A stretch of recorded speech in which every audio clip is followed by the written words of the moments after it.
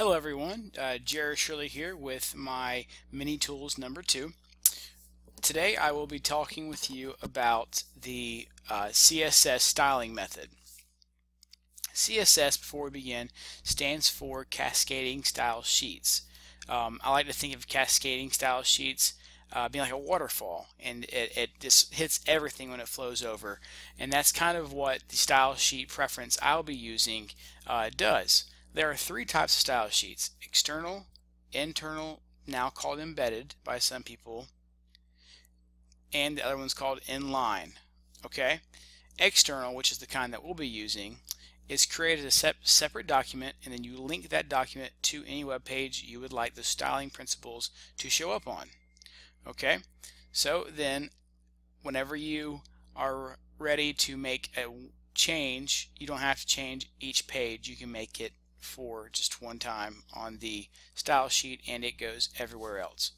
Okay, the second type I spoke of is called internal. This is where you create style for that one singular page in the head element, and then you will see all the changes that you wanted made to the style, but just for the one page. Okay, and then the last one's called inline styling. That is when you choose for a word or a sentence or just a line of code or many lines of code on a page to change. That type of styling trumps all. It is the top dog on the hierarchy. So inline is first, okay?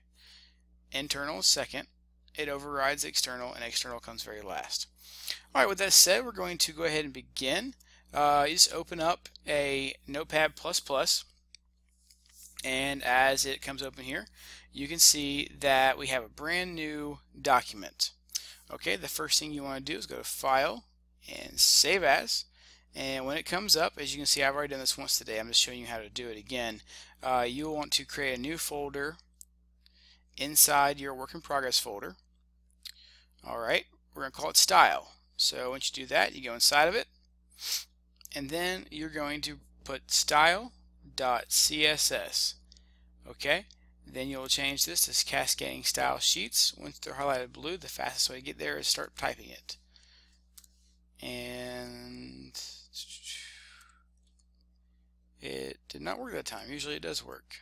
I apologize. There it is. You click on it, press save. I'm going to press cancel here because I've already done it once, but in normal circumstances I would press save. Okay. The next thing you have to think of, what are the selectors that you want to style? In old CSS, there were only a handful. Now we have figured out that you can style just about any element you want, however you would like.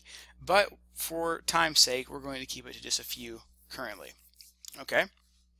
So I like to do the old school way of doing hashtags in here, or as some call them, pound signs, number signs, whatever.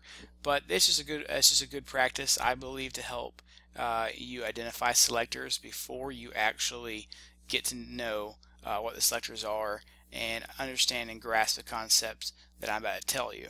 Okay, so the first thing is a pound sign, and then a selector is really just the name of an element. So let's go ahead and let's put in header. Okay, great. So in the header, we are now going to style that by putting the curly brace. And now anything we type inside these curly braces, see they turn red there, will become the style for the header. And here we're going to talk about the header, the border.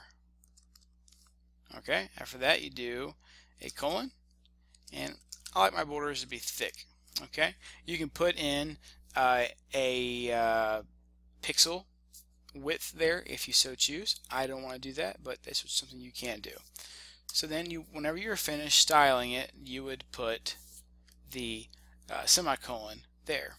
Alright, how about another property we want to add a value to is the color.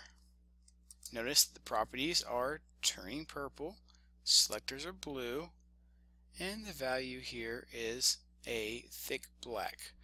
Okay, so on the color, we'll put a space here, and we'll put red. Great. So, inner view.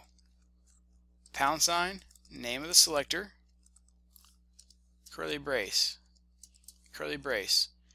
then you would put the property, and then you would put the value. Oops, excuse me, sorry there. Then you would put the value and end it with the semicolon. So that is the proper syntax for any CSS document. Hope you enjoyed it, and I hope you learned something.